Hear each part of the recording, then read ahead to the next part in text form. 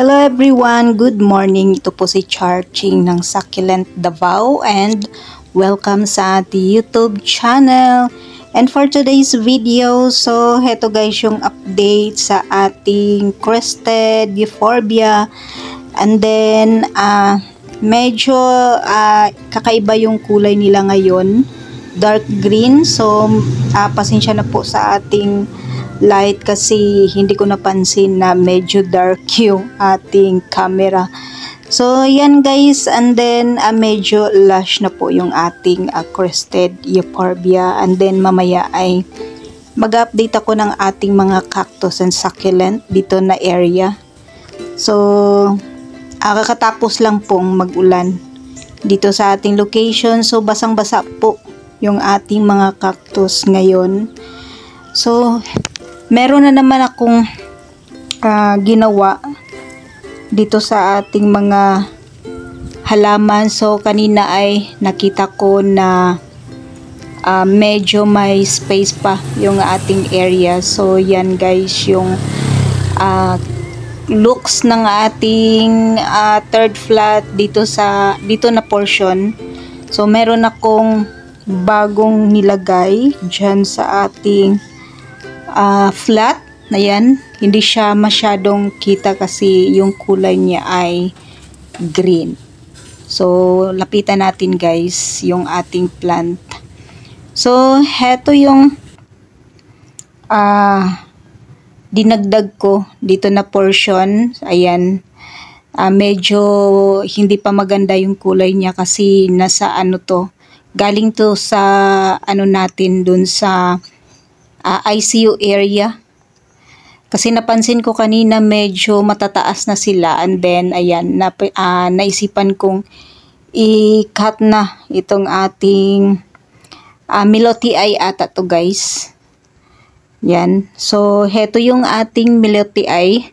So, nakat ko siya kanina and then, kasi medyo leggy na sila and then hindi na maganda yung kulay ng ating Kalanchoy Milotii. So, ito ay, ayan, pinagpuputol natin. So, para hindi, ang style ko dito, ang ginagawa ko guys, pag itinanim ko siya, ayan, pinapatong ko lang siya sa soil. So, hindi ko siya binabaon kasi itong mga Milotii natin ay medyo sensitive sila. So, maulan pa naman ngayon. So, ito rin, bagong cut. Mga top cut po yung nilagay natin dito. And then, yung mga mother plant ay iniwan ko na doon sa ating ICU area. So, yan yung nadagdag dito na area. Yung ating mga hawortias naman dito ay ang daming babies. So, ito yung nilagay ko din dito nga cactus. Ayan, pinatong ko lang siya sa soil and then, ayan, medyo, na yan, kapit na yung kanyang roots sa lupa. So, yung ating mga melon or lemon cactus ay tinanggalan ko ng, guys, yung pops. And then, dito at naglagay tayo ng Milotii kasi nagkaroon po ng space dito na area. So, heto yung ating mga cactus dito na side. So, ayan, heto yung nilagay natin na Milotii. So, pinatong ko lang rin po siya sa sa soil. And then, heto rin. So, yan yung nadagdag. And then, heto guys, yung ating aloe ay medyo malaki na siya. So, gusto ko sana siyang tanggalin dyan para mailagay natin siya sa bagong pwesto na kasyang-kasya siya. Kasi ayan guys, sobrang laki na ng ating hybrid aloe. So, yan yung mga cactus and succulent natin dito na side. So, meron tayong succulent na to siya, yung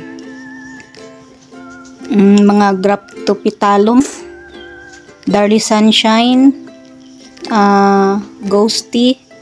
So, yan yung nadagdag dito na side, yung ating mga Milotii. So, yan guys yung update sa ating pink butterfly. Ayan, sobrang taas na. So, nanglagas na naman yung kanyang flowers. Kasi na, siya, natamaan siya ng ulan. So, yan po yung bagong nadagdag na mga succulent dito na area. So, yan po ang update sa ating mga plant dito sa ating third flat. And that's for today guys. Maraming salamat po sa inyong panunood dito sa ating YouTube channel. Thanks for watching and God bless.